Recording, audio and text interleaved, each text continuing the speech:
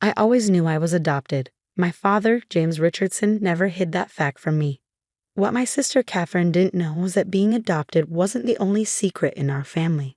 I'm Emma Chin, and at 32, I became the CEO of Richardson Global Enterprises, a fact that sent my sister into a very public meltdown.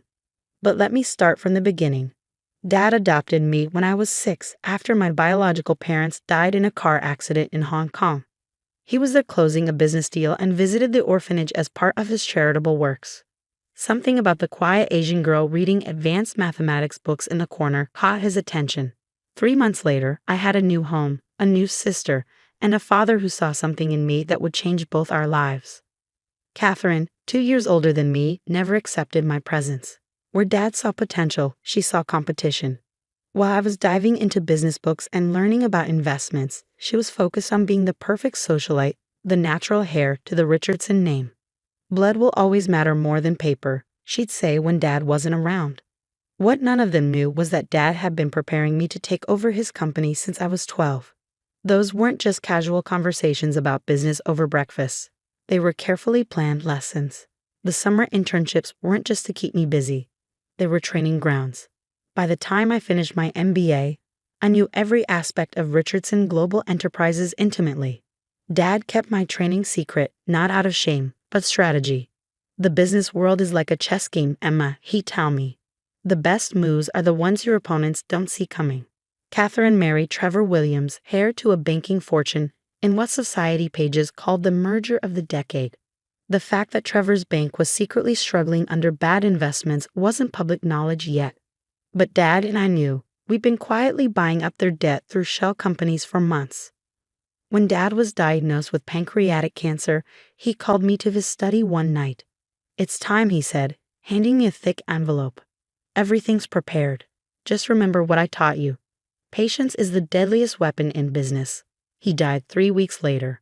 The funeral was exactly as Catherine wanted it, lavish, public, and designed to emphasize her position as the grieving daughter. I sat quietly in the back, as she'd instructed. "No need to confuse people about your place in the family," she'd said with a cold smile. After the service, during the reception at our family estate, Catherine made her move. She clanked her glass for attention, her black designer dress perfectly coordinating with her crocodile tears. "I want to thank everyone for coming to honor my father," she began, emphasizing the my. Family meant everything to him, and as his only true child, I know he'd want us to be honest today. She turned to me, her smile razor sharp. "Emma, dear, I think it's time we stopped pretending. You were a charity case, a tax write-off Dad's accountant suggested. You're not real family, and it's time for you to go." The room fell silent. 200 of New York's elite waited for my response.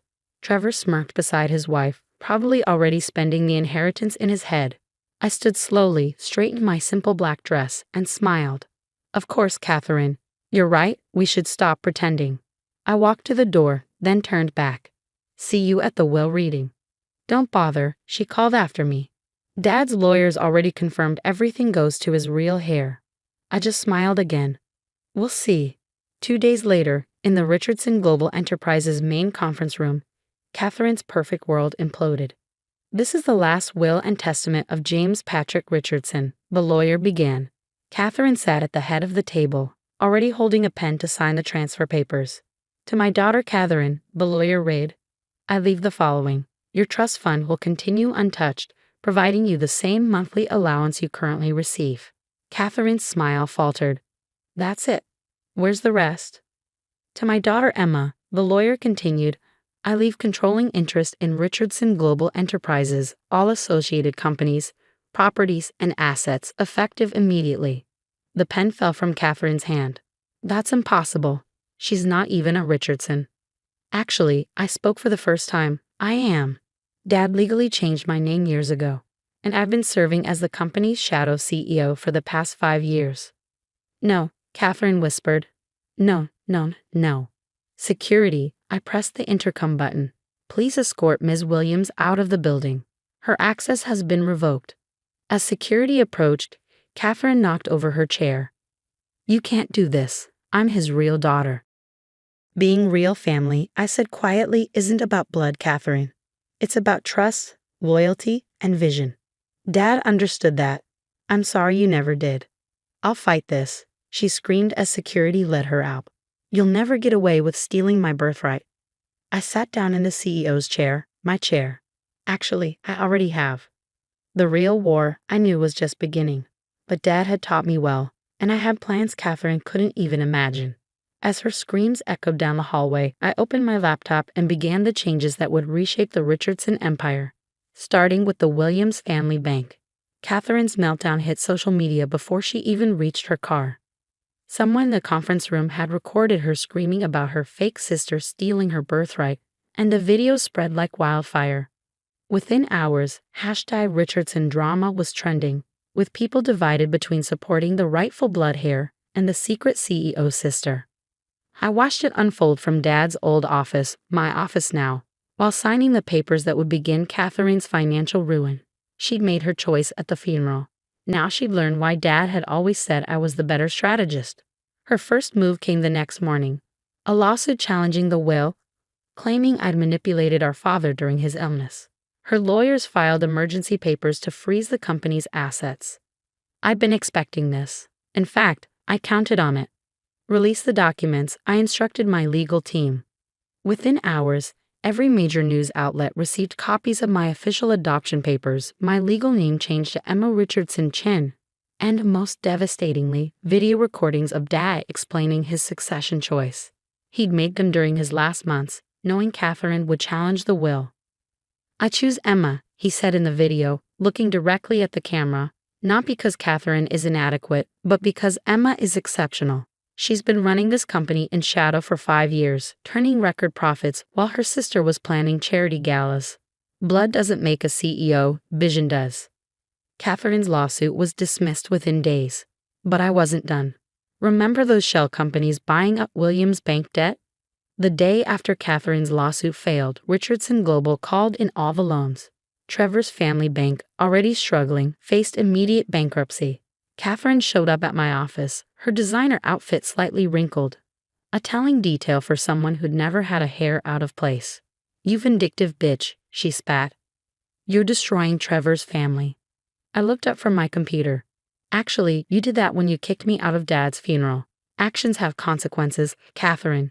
Dad taught us that, remember? Well, one of us was paying attention.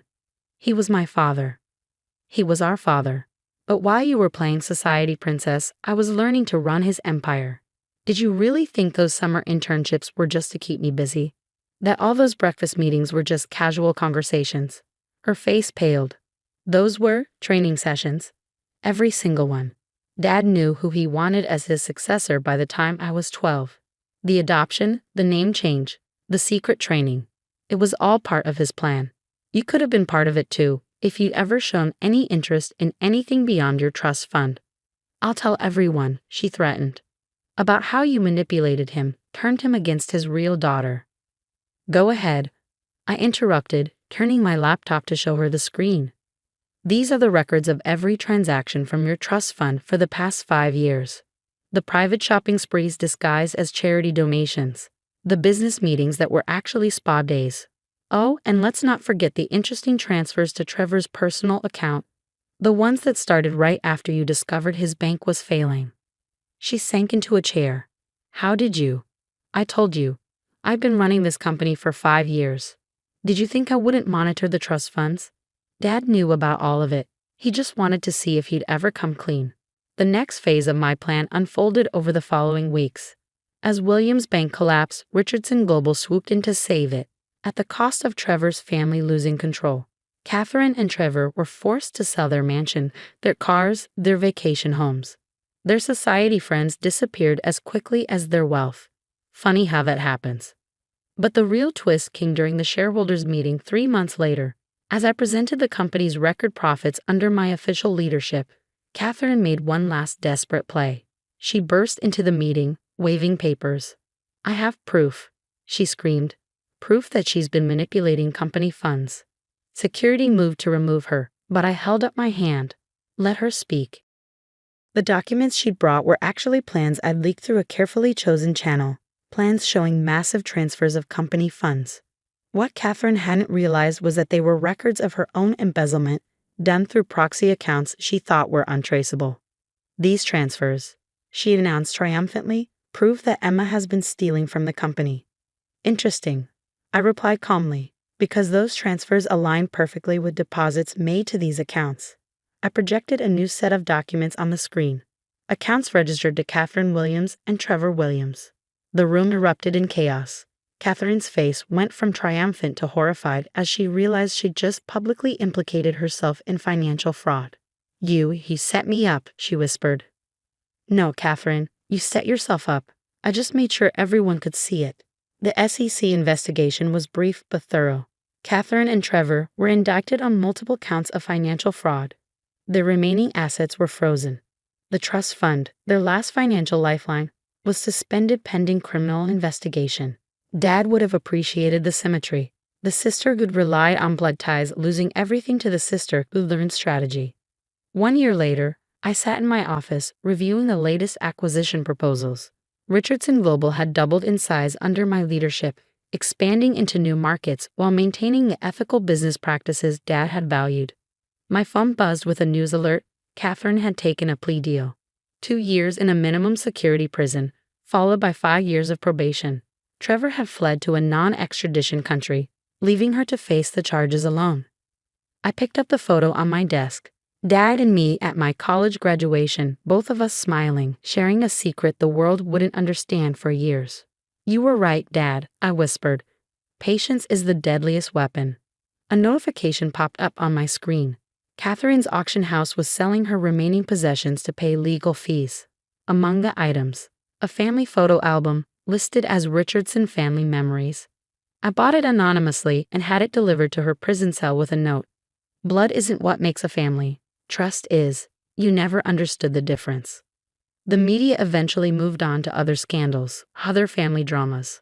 Richardson Global continued to thrive, its adopted CEO becoming known for both business acumen and philanthropic work, particularly supporting adoption agencies and educational programs for orphan children. Every year, on Dad's birthday, I visit his grave alone.